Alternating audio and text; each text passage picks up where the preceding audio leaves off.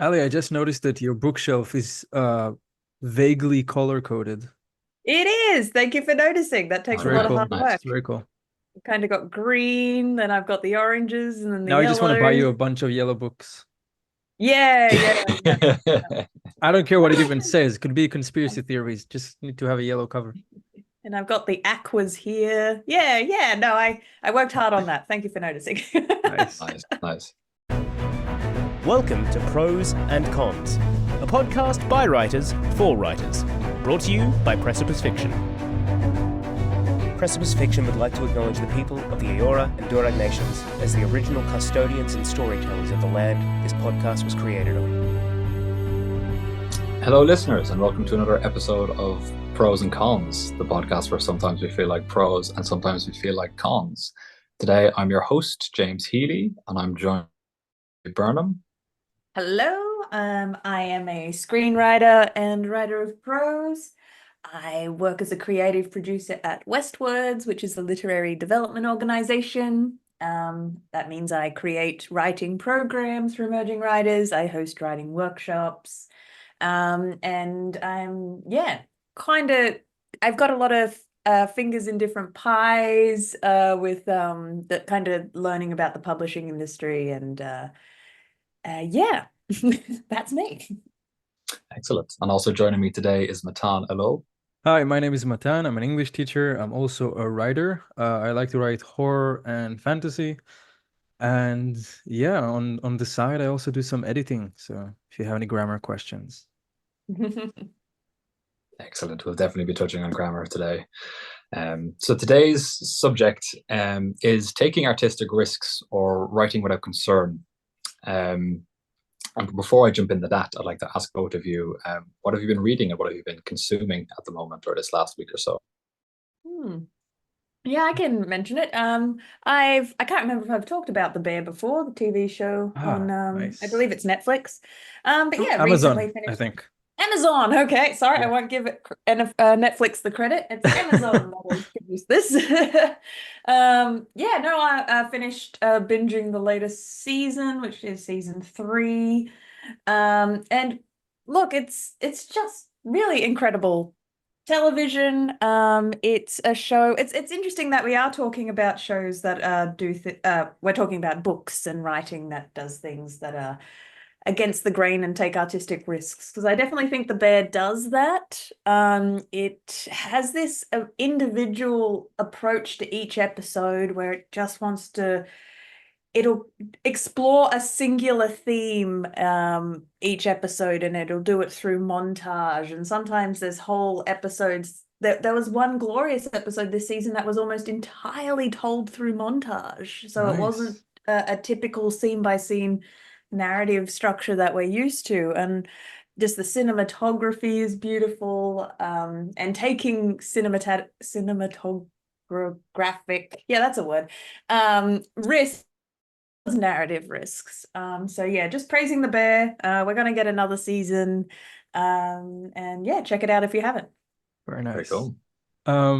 Did you guys ever come late to a party and discovered something that everybody else already knew is really cool? Yeah, that Yes. happens. Yes. So, guys, seriously, Jane Austen, what the hell? How can you be so good so long ago? Seriously, I've been reading Pride and Prejudice, and holy How moly, good is this it? this stuff is good. Um, is this And the it's equivalent of me funny. becoming a Swiftie? I don't know, but it's really nice. I'm loving this. Jane Austen. I'm so excited for you to be on your Jane Austen wave. That's great. Yeah. Yeah. I've been reading, I've got about 3 or 4 books about gladiators. So I'm just done a Ah, ton of reading nice. into Deep in the gladiators at the research. moment. Yeah, a Nice. bit of research. No, look at One I you. find it particularly interesting is Gladiator, the Roman fighters' unofficial manual, which sort of just discusses becoming a gladiator from the perspective of like set as if the book was written. Sorry, it's written as if we were in kind of like 100 AD Rome. Wow. And it's kind of like a manual to if you wanted to take this up tomorrow, these are the reasons that you might do it. Step by This is step what you can instructions. expect. This is the kind of training you can expect and stuff. And it's quite funny and quite witty. And yeah, it kind of just gives the full sweep, the full gamut of gladiator life, and really gets in detail into the various fighting styles and tactics and lifestyles and social dynamics and everything of of the Nice. Very gladiator cool. schools and stuff. So I found that one of the most informative. If James, anyone's interested in reading in gladiators. I don't know if the listeners know, but aren't you like an MMA fighter on the side? Aren't you something of a gladiator? No, I used to do a bit of Muay Thai. Muay Thai, Kind of getting sorry. back into it again. But yeah, I did Muay Thai when I was over in Sydney. So I definitely did. I did a few competitions and I did a few tournaments. So I'm kind of employing a little bit of research and a little bit of like personal knowledge Yeah, into you've writing got the some. short story that I'm writing at the moment. Yeah. Did you ever turn to the crowd and ask them, "Are you not entertained?" Or did you never have the opportunity to do that? Never quite had the opportunity to do that. You kind of couldn't take your Never eyes say off. never. Couldn't take your eyes off either. Sounds like a really good way to lose and get hit. Yeah, 100%. Yeah. Yeah. It's quite a big green light if the other guy turns around and starts Yeah. showboating. Yeah. You practically asking for that chip shot. Yeah. All right. So I'm going to jump into our topic for today by reading a quick quote. So this is an extract from the foreword from John Connolly's first novel, Every Dead Thing, which went on to kind of launch his Charlie Parker series, which he's written at least a dozen books on, and then 2 or 3 spin-offs as well. So the quote goes, he had nearly finished a book and he was kind of starting to send the first 3 chapters out to publishers to try to get a bit of positive response back. And this is what he got back. I received a steady trickle of rejections, some of them quite emphatic. One editor even scribbled a note at the end of her publishing house's standard rejection letter to tell me how much she hated the book. In a strange way, the early rejection of the book by multiple publishers was the best thing that could have happened to me. With no expectations, no financial hold over my work, and no obligations to editors, I was free to write a novel that was structurally odd, cross genres, but no concern for entrenched opinion or possible commercial appeal. Had a pair of gay criminals as its only models for success in love and life, and revolved around a central character who was violent, haunted, and perhaps even maddened by grief and loss. The money would have still been nice, though. So I always remember that from having read John Connolly when I was quite young. It's just been a very good example, of writing something that maybe was a bit risky, or maybe it was something that went kind of against conventions or kind of cultural norms, or took some chances, and ended up paying off, despite, I guess, people in the industry having said, we don't like this isn't going to work, this isn't the way to go.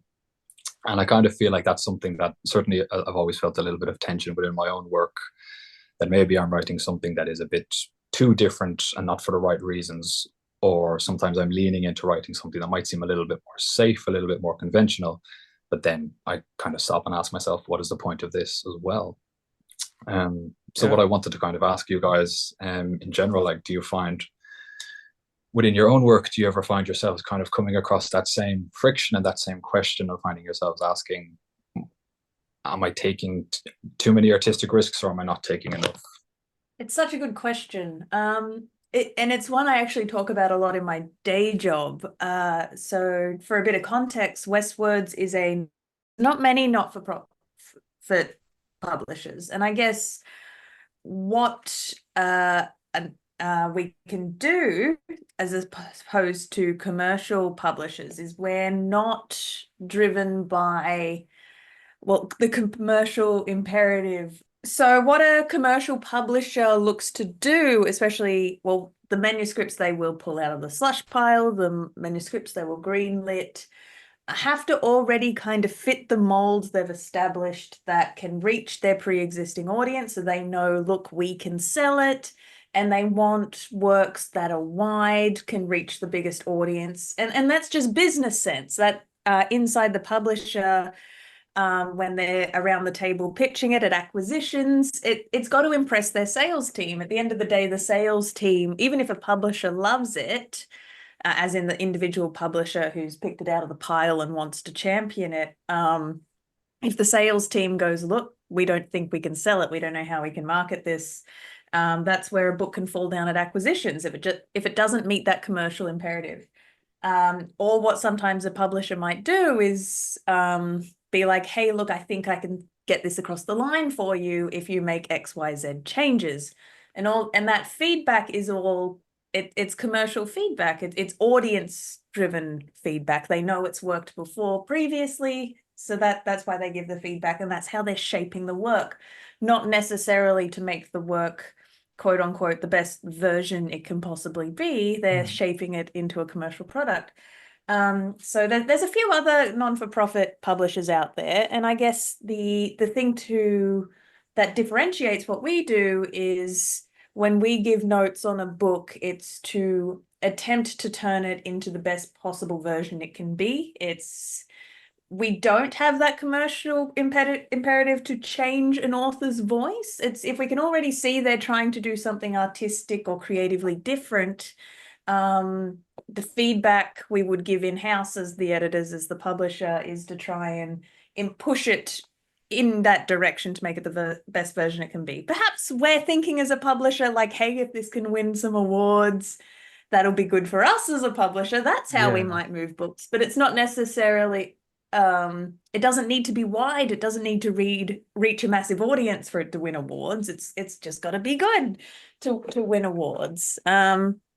So it is something quite interesting. We talk about it at work a lot because we're also a developer, as in emerging writers come to us to just get mentorship and improve their writing. And we have great success stories where the writers are like, hey, I've got an agent looking at my manuscript.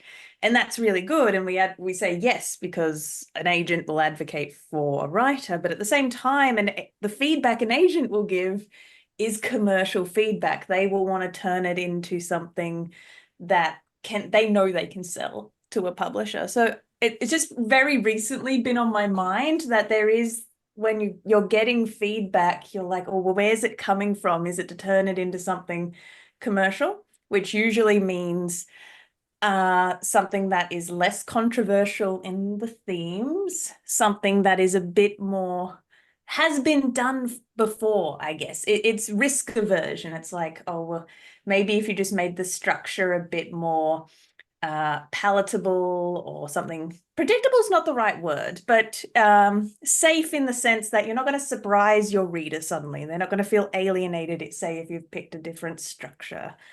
So that's what I mean when I say commercial feedback, as opposed to if a writer is genuinely trying to do something different and unique. Yeah, we do want to like encourage that to make it just crisp and sharp, but not necessarily change that. Sorry, that was a very long answer to what you asked, James. That's good. I do like this, Great. that there is this alternate option out there for people being like, trying to like, oh, do I have to change my work to make it commercial to get to a publisher? I would say there are actually not-for-profit publishers out there that have a slightly different lens on your work. That's fascinating. Yeah, that's really good to know, and a great alternate attitude as well. Ali touched on a lot of really important things here. I feel like you took us behind the curtain to like see what happens in the background. I'll try to zoom in on what the writer might go through. And first, I kind of want to maybe distinguish between two types, as I see it, of taking risks and being different. The obvious one is the risks you take with your content, with what actually happens inside your story. The villain is actually the hero. The romantic couple doesn't actually get together. Subversions of the genres, subversions of the expectations. A good example is George Martin using F-bombs in fantasy settings. That's kind of a risk. We take it for granted now, but for people who have grown up reading Tolkien and Sword of Shannara or whatever, this was quite surprising. And that was a risk taken with the content. Another form of risk, and a form of risk and creativity that I find tremendously more dangerous, is the changes to the form of the writing. This can be as simple as second person telling of the story, multiple point of views, even pronouns. I'll give an example. Claudia Rankine, in her book Citizen, which is about the experiences of Black Americans and racism, she writes a lot of short stories, and a lot of the time she writes them using you. She writes a story about her experience and the experience of her community, but she uses you so that the story doesn't feel like this is what we're going through. This is what all of us are going through. You might not be going through it, but you're also going through it, which I thought was tremendously effective, but that's quite a risk because it's not the way people are used to experiencing these kind of stories. Jennifer Egan, a very good writer, also writes, like modern literature. She also uses you, and she uses different tenses. She would go to the future and the past and kind of play with the form of the writing. In our genre, in speculative fiction, you can also do really cool things with it. I want to shout out N.K. Jemisin. I hope I'm saying the name correctly. The Yes. fifth, Yeah. am I saying it correctly? The fifth Yeah, season. yep. I'm not Yep. going to spoil too much, but spoiler alert for a really good book, the fifth season, in 3, 2, 1. Jemisin, what she does is that she has 3 characters, 3 point of views. You got a middle-aged woman, you got a young woman, and a little girl. Spoiler alert number 2. At the end of the book, you realize they're all the same character. That's a really huge risk. You think you're reading 3 characters, you actually reading 1. There's an even bigger risk she takes with the 3rd book. I'm not even going to dare touch that. I'm going to give people a chance to find out. But that's the change you can take to the form. So think about it. You can take risks to the content, which is subversion of the genre, and you can take risks to the form, which is a lot more dangerous because when you subvert the genre, maybe you've already hooked your reader by the time they realize something's fishy. But when you subvert the form, usually very quickly they realize, ooh, something in that first page or second page feels a bit different than other books. Am I going to give it a chance? So yeah, different levels of risks, I would say. And I will add on to that I think commercial publishers are much more willing to take risks on content, as you're saying. I think they can even sell the controversy of, oh, this person's writing this taboo topic, or they're subverting this. Like they can turn that into a selling point, while the risk of something that's doing something interesting with form, I think that's where they're much more likely to be risk averse. Brilliant. I have an example here in terms of language and in terms of kind of, I guess, like the prose being kind of against convention and against what is normal. This is a poem, Matan, that you sent me by Lyndon Johnson, called "If I Was a Tap-Natch Poet." And what he's done in this is that he's kind of written it in, what would I call it? It's called Creole, I believe, which is like Creole. Okay. Nation language. Yeah, it's kind of written like phonetically. So I'm not going to read too much of it because I'm definitely going to bastardize it. But if I was a tap-natch poet like Chris Okigaboo, Derek Walcott, or T.S. Eliot, I would write a poem so damn deep that it bittersweet, like a precious memory. We make you weep, we make you feel incomplete. And the whole poem is written like that, where it's just kind of like little segments of, just very phonetic and very kind of within that voice or within that accent. And there's also Huckleberry Finn, Matan, as you were mentioning, which is kind of written in, kind of, there's a lot of misspellings and stuff written in how that is written as well. That's a good example of first page. You realize, okay, what's happening here?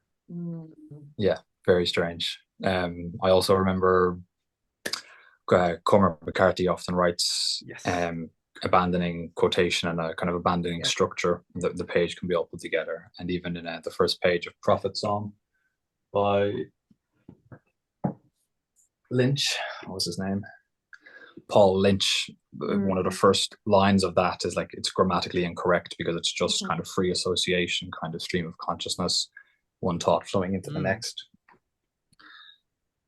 So that can be, that's a style of writing that can often be, like we see it in kind of these great examples of stuff that can be really, really effective. But then at the same time, it also has the risk of possibly being a little bit inaccessible or maybe even a little bit alienating and kind of putting off some readers. So I was wondering if you guys can think of any examples of kind of changes or kind of taking risks with prose in kind of works that you really liked, or if there was any examples that you came across where you personally didn't like them. Um, I think that I just want to say that in Huckleberry Finn, that was a big barrier for me when I first read it because it kind of bothered me that it had all these spelling mistakes. And he started the book by saying, "Oh, you must have read the book about me written by this guy Tom Sawyer." And I think when this was written, it was a novelty and it was really cool. But maybe my jaded millennial eyes were like, "Oh man, you're really gonna do that?" But again, I think that it all depends on what we've already seen and what Yeah. feels fresh to us. And ironically, something that felt very fresh to me, even though it's old, is Animal Farm. I mean, it's not new at all, but the idea of presenting allegory using what you would expect to be the settings of a children's story, like Charlotte's Web or something, I thought that's a very nice creative content risk. And it really worked for me because it's almost like this is going to sound bad when you ask children to tell you what's wrong using dolls. Okay, that's really Yeah. dark, but that's kind of what Orwell does with Animal Farm. He's showing you using cute animals what's wrong with society, and that really worked for me as far as subverting what you'd expect. Yeah, as for language, I can't think of any examples immediately off the top of my head, but I know it's something that I've thought about when writing The Swallow, aka Cypress, just in terms of characters that have accents, and where there's both Scottish and Irish accents. Otherwise, the rest of the characters are British, but lower society Brits. And I have a POV character who would be the lower class Brit. So from his perspective, therefore, Scottish and Irish accents would sound different. So there's the opportunity to represent phonetically how some words are said in that accent on the page. And it is the line between, well, how far do you go where either you're just writing a parody and it's just insulting and it's just cartoony, or visibly looking at it on the page, is it annoying to see like the commas where there's dropped syllables? Like even the Australian accent, we don't pronounce words fully or all the way. So if we were to write a lot of our words down phonetically, there would be dropped letters. So it is just that creative exercise of, well, I want to hint that this person's accent is different to the main characters. And there's some flavor there, and also into the setting and the time period. So it, in a positive way, feeding into that atmosphere, but then where's the line of, not making it annoying, tropish, and alienating to the reader. So that's been a fun exercise within what I'm doing, and I guess how I've mechanically tried to solve it is almost writing a mini dictionary to myself, being like, these words I will use an apostrophe for, these words I won't. And then just being consistent all the way through. There's a lot of Control F there, so it's like I just set my own rules, being like, all right, this word when it's used, I will stylize it, but not this word. So then I don't have like a full sentence that looks like it's been completely like barbarized on the page. Ali, do you maybe remember the character from, I think it's Wise Man's Fear, it could be Name of the Wind by Rothfuss, like this secluded farmer guy maybe, speaks in a really unreadable manner. And I think even Rothfuss has commented on that in an interview. Maybe James, maybe you've heard of it. He says, like, looking back, I probably shouldn't have written the character that way. Like, it was really over the top. You could tell that the writer was like in his room with Excel spreadsheets trying to make sense of this senseless language that he crafted for that character, of that accent. And it's kind of used for comic relief where the protagonist kind of learns how to talk that language with him. Do you remember? Like, he kind of answers him, and I'm just sitting there reading about two characters who speak, and I have no idea what either of them is saying. And I think well, that's you're right. You remember It that? is a comedy device, so you Yeah. need to be careful with it, because you've just reminded me I do the same thing. I have these two characters trying to learn a Boston accent in a single night, and Oh yeah. I'm Is it a making Matt fun Damon of them. fanfic? Maybe, possibly, no? But it is, I use it as a comedy beat, where how I've written it on the page is phonetically spelling those words out. and the characters being like that. This is a dumb accent. I've just remembered another book where I hated this technique. They're an Australian author, so I need to be careful. The delightful Kate Forsyth, and it's one of her very early books. So I guess that's why we can. I've seen in interviews where she said, "I don't regret this stylistic decision I made," so she stands by it. But it absolutely drove me nuts. Which book? I can't find it. It's one of her very early one. It's The Witches of something. The Witches of. I've definitely seen her in bookstores, I think. Yeah, we might have to put this in the show notes. It's the one. Witches of Alienan, maybe? That could be it. Yeah, that's it. Witches of Alienan. There we go. For Alienan. I can't even say it. But yes, that's the one. And she, I believe it's a Scottish accent. She's decided to write the entire prose in. So it's this that I'm describing, but it's not just the dialogue, like it's the whole thing, because she's decided this is how the character thinks in their head in this accent. So it's all the way through, and it's using like Scottish sorry, my brain's so not working, slang as well, and just really unique phrases, and it's all the way through, and it absolutely did my head in because it's to the point where you're just like, I don't know what's happening. I just want to hear how I just want to read this story. I don't want to kind of wade through this artifice that's been put on it. Can I ask, is the content of that story, what is it, what kind of genre is it? And what kind It's of a fantasy. So it's a Right, fantasy okay. that I guess is drawing upon, Scottish. Celtic history. And so that's the fantasy and the magic. So I think that's the justification for the accent. But then I guess it's just, woo, yeah. It's very much at the forefront. I think that's something that Phoenix touched on once about reader fatigue. That's something you got to be careful with. Yes. Yeah. That's exactly what it is. Yeah. It sounds a lot like, reminds me of Irvin Welsh's Train Spotting, which everyone might know was turned into the film. That's written from top to bottom in I don't think it's Cockney, but I think it's a very thick British kind of jargon dialogue. But then I think that way of writing that story fitted the context of the story, because it was about their lives in the inner city and getting into drug addiction. So an awful lot of it was the kind of ugly poetry of the city. But at the same time, I remember trying to read that when I was a teenager and getting that kind of fatigue of finding it rather inaccessible. I remember finding it very cool, but I couldn't sit down and read it for long periods of time. Small bites. That ended up getting replaced by slightly more accessible reading.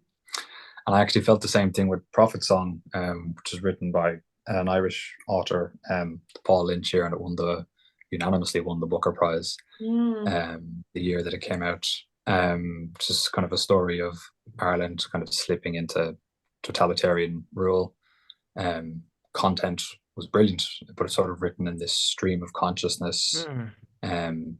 No quotation marks for dialogue, no paragraph breaks, so just block of words. Very Virginia Woolf of him. Yeah. And it almost feels kind of oppressive, like you feel like everything's closing in on the characters. But again, I found I got quite fatigued reading it, and I felt my progress was significantly slower than reading another book. So I ended up not finishing it because of that. Whereas I quite love that style of writing. It's quite popular. Kevin Barry, another Irish writer, does it. Sally Rooney does that stream of consciousness thing very well, and I typically love it. But I just found it kind of inaccessible when Paul Lynch did it. Has anyone ever come across any tips or tricks or advice on doing those styles of writing and trying to lessen the reader fatigue, or making it a little bit more accessible? Or if it's something that someone wants to do, is there certain approaches that they should? I once read an essay saying that to convince people about a subject, you have to make them feel as if you agree on everything else, if that makes sense. So agree on everything else. So to convince someone that one thing they believe is wrong, you got to give them the feeling that on most other topics, you two actually agree. And I think that can almost be taken risk with writing. If you take a massive risk with your writing, a lot of the other things should theoretically make your reader feel comfortable. Yeah. Let's say that you've decided to write a swashbuckling pirate story using only the pronoun you instead of I. A lot of the other things would have to be familiar to the reader, I think, so that they would have time to like get used to this. Okay, this is all you, but it's still a classic pirate story with A, B, C, and D and what I'd expect. A good example in a film is actually the first Avatar, not the Airbender, but the Cameron version. Is that you've got this movie that is presented in 3D, which was this crazy change in form. People were not used to seeing movies in 3D, but if you look at the story itself, it's quite comfortable and safe and familiar. There's nothing in it that is, breaking conventions.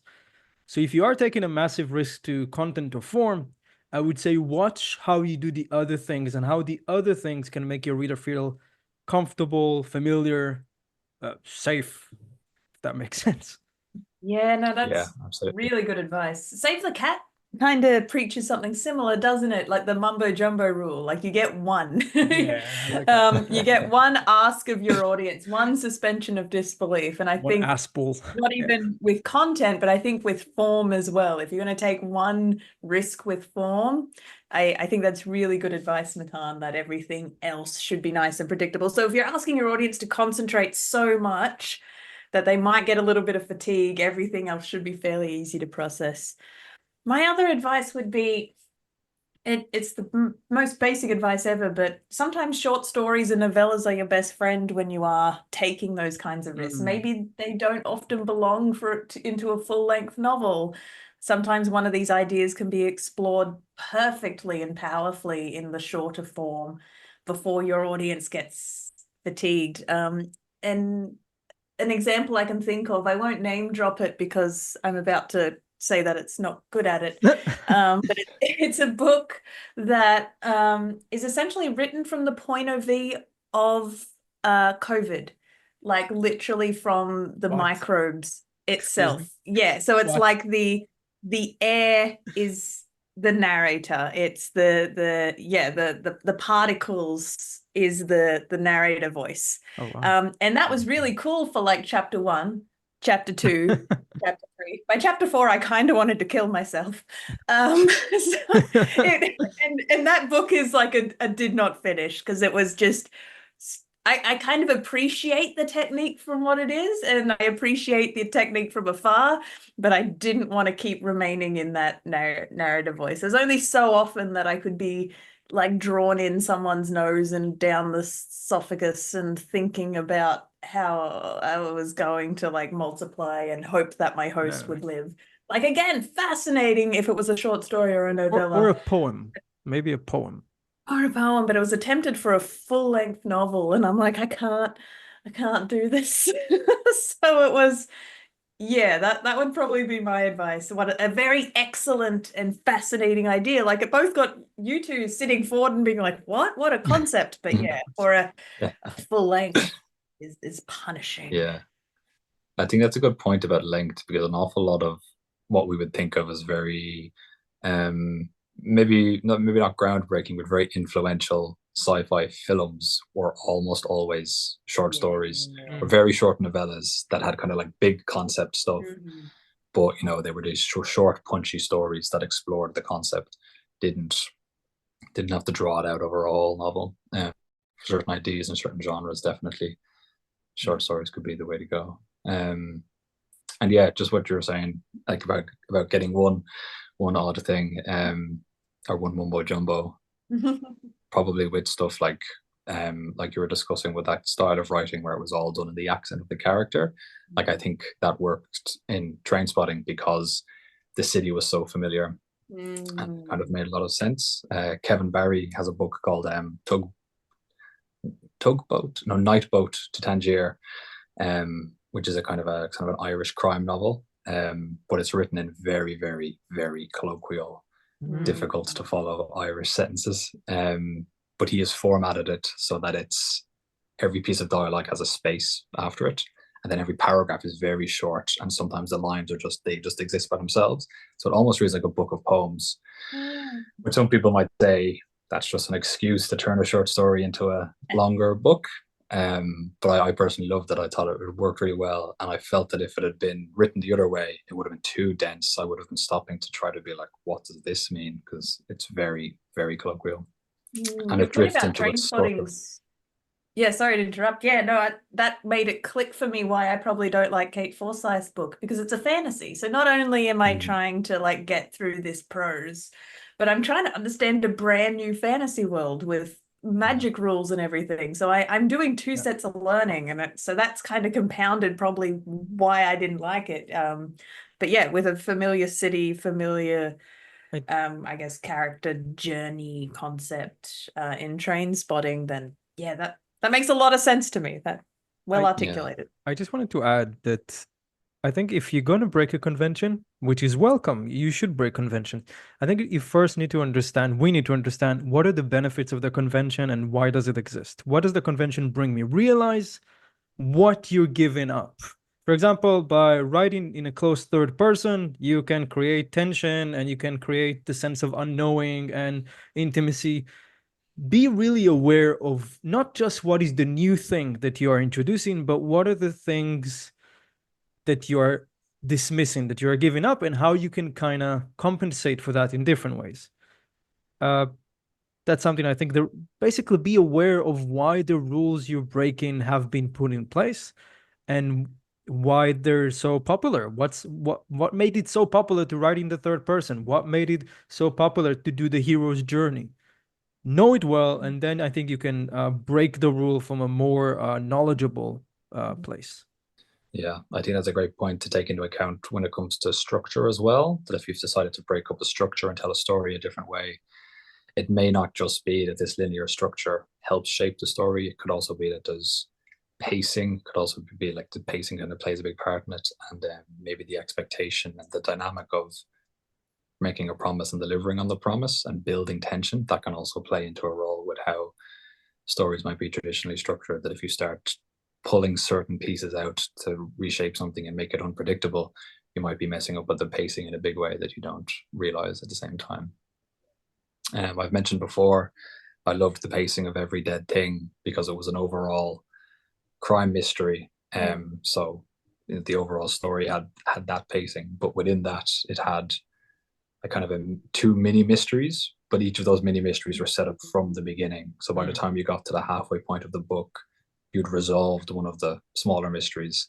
3/4 in, there's a kind of another resolution by the end point. So it also almost felt like the structure was just a weird kind of like a story within a story within a story, but paced out in such a way that it felt continuous, but then you locked off each mystery as it went, which is very different, particularly for a mystery. And you would think that when you resolve that first mystery at the midpoint, you're going to drop a lot of momentum out of the story. But at that point, it kind of kicks in. This is the main mystery of the story, and this is what's really happening, and it actually relights everything really well. It would have worked just as well as as two novels if they had decided to split it in two, although it would have been too short, because it works as it's almost that midpoint has this like almost like a cliffhanger that you'd end something on to jump into the next. So it just flows really well from one half of the book to the other.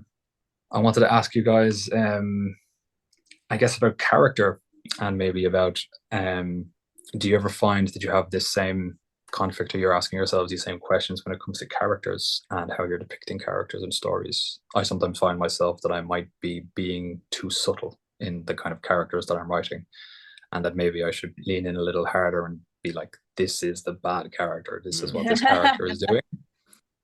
And sometimes I feel like, no, I should just let it play out and maybe let the reader get a feel for it themselves, and maybe they will or maybe they won't view the character a certain way. But then I feel like I'm losing that. I guess maybe sometimes I'm losing a strong sense of protagonist antagonist because I'm trying to let it play out a little bit by itself. And sometimes I feel like if I leaned a little harder, it might be a stronger story. So do you guys ever feel you're wondering about things like that yourselves with your characters? I just really quick, I wanted to touch on what you said, which is I think is a very, very good thing to deliberate on, because it's thin ice. Because you lean too far, you got cartoonish characters. You don't lean enough, maybe your characters are not interesting. So yeah, I think that what you this conflict that you have is something I have too. And I think that depending on the genre you write, that's how the balance kind of shifts. Because when you're writing for younger audiences, you kind of need to put a big black hat on the bad cowboy and, a sheriff star on the good cowboy, to make things simple. I mean, used to be that way. I don't know anymore. But when you're writing for a more mature audience or an audience that has seen a lot, I think they kind of hope you'd be a bit more subtle and interesting. But then again, too subtle can be boring. So I think you've raised a very good point, James. I can moan for a second about this as well. So Majesty is my example of this. Azera as a character, the lead character in that, was essentially a reaction of me like reading all these young female protagonists in mainstream fantasy and kind of wondering why are all these protagonists giving me the shits? And then I've just poured all that frustration into a single character. I guess I wanted to make her anti-fan service. I think the things that were giving me the shits were these characters they're always very kind, they're always very smart, they're always right. They always love reading and they love books. Hermione? Are you talking about Hermione? No, I'm talking about every fantasy female protagonist. I'm all sorry. of them they all felt like a personal attack on Hermione. I'm just saying. No, they're all like this. Especially the book thing. You would have like a character who's like kick-ass with swords, and then they go to a library and they're like, oh, I love books. And it's very it's very fan service because obviously the person reading a book likes books, so they could be like, I like books too. I'm like her. And for me, it's like the lowest common denominator you can give a character is that they like books too. I'm like, try harder. So my exact knee-jerk reaction is Azera hates books, she hates reading, and she's actually dyslexic. So she hates going near words and public speaking. She's not always kind. She's not always intelligent. She's short-sighted and she's hot-headed, and basically everything society says a young woman shouldn't be is what I made Azera, and that was cathartic for me. But then I started giving this manuscript to beta readers, and no one likes her. No one likes Azera. So some people do. Some people know why, but they kind of want to like her more. They're like, if I'm going to go on this long journey with her, I need a bit more from her. So I know what I like about her. I kind of know that I like her despite her faults. She's very loyal. She will literally kill for people she loves. She keeps her promises. She's fierce, and I think she's actually quite at her core selfless. So I'm like, that. Look, there are positive. I haven't made her just this completely awful human being. So in my writing, so we're now talking craft, as an author, I have to work out how to strike that balance and get it right.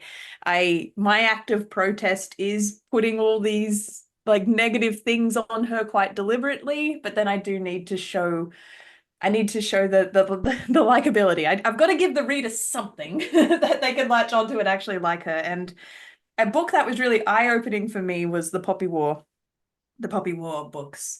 Because I feel like, because I'd already started writing Majesty, I had a draft or two, and then I read the Poppy War, and I'm like, oh, this is an author trying to do something very similar. They have also written a hot-headed young female protagonist who is not very likable. And me as a reader, actually, again, I think I've talked about how famously I did not like the Poppy War trilogy.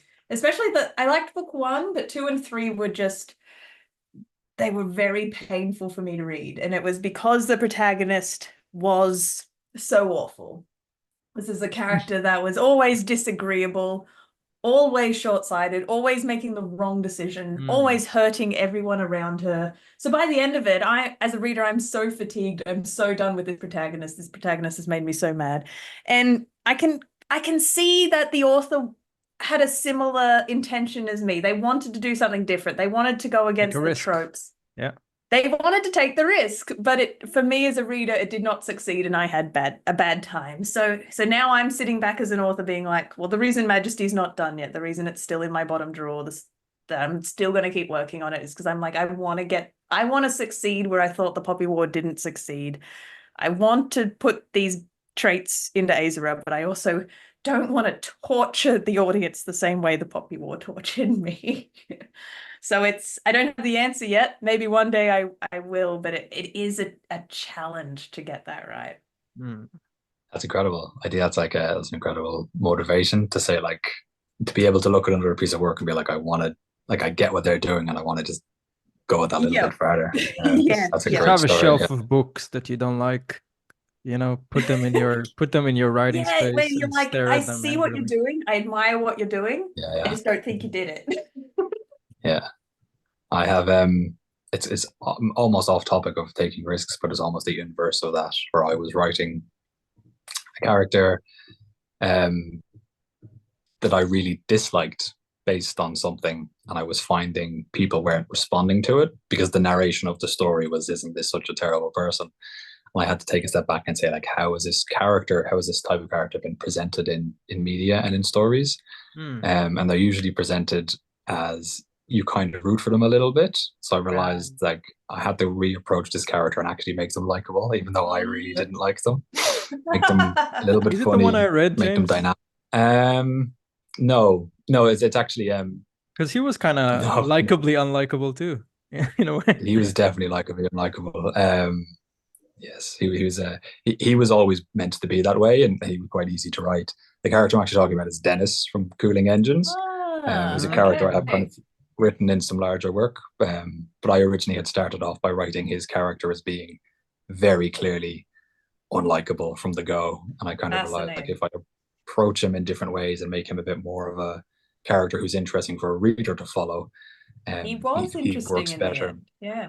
You really succeeded there, because straight away Yeah. I'm like, Dennis was great. I love Dennis. Yeah, Well, cheers, what cheers. happened to Dennis That was an odd. Yeah. Is Dennis the one that jumps Dennis? into the van, or the one that is in the van while someone else jumps in?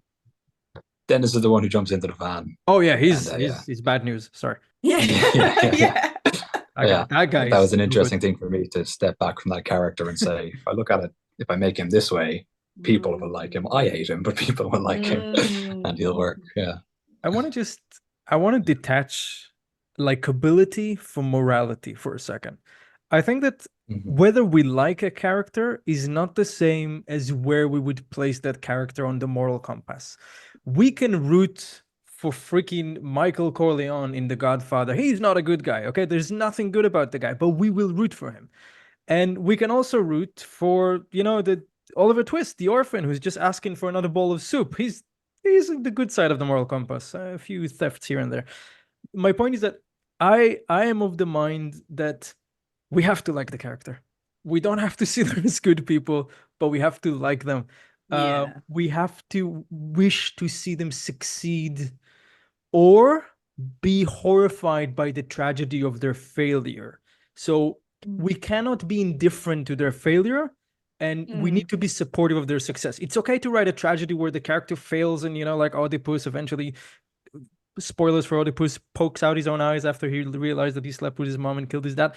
But we have to be horrified by it. If we're cheering for that, the story has failed. If yeah, screw you, Oedipus, finally, then that means we failed.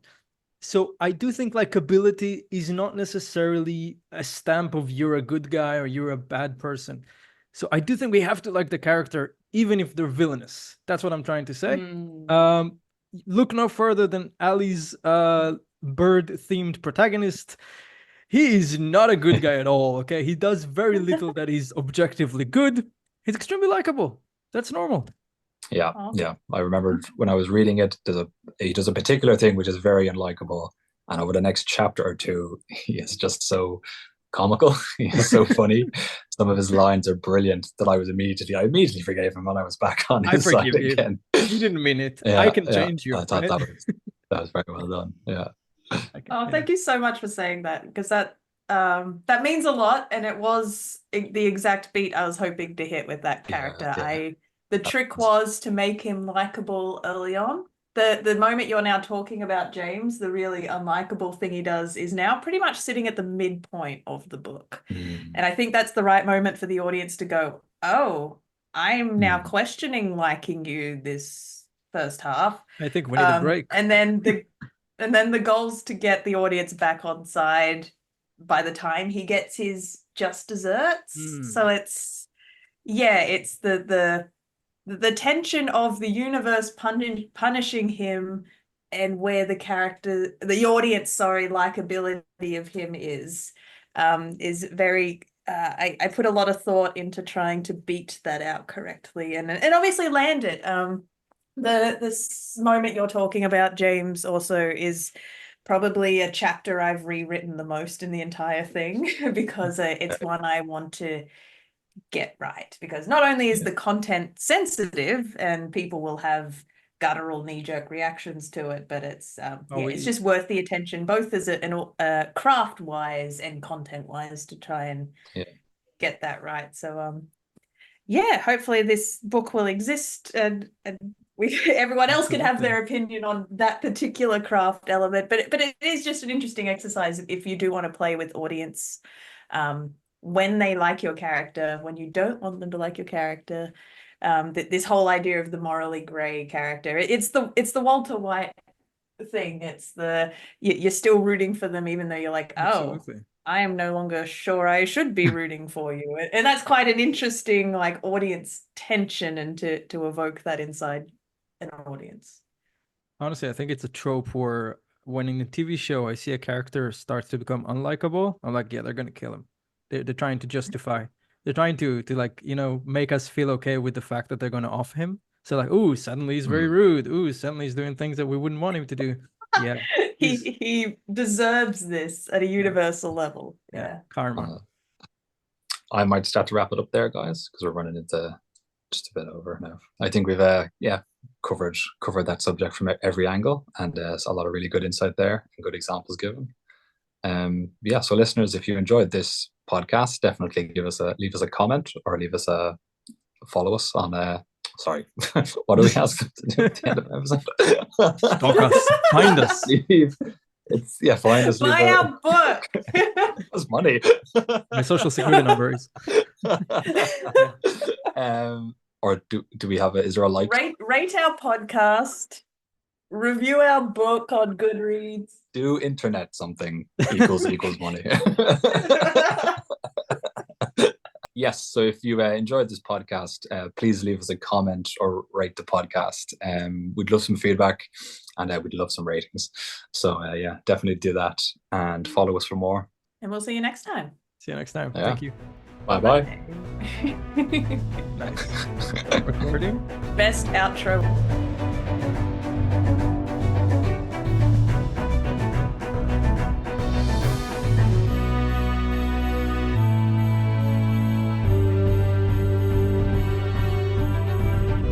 You're listening to Prose and Cons, the Precipice Fiction podcast.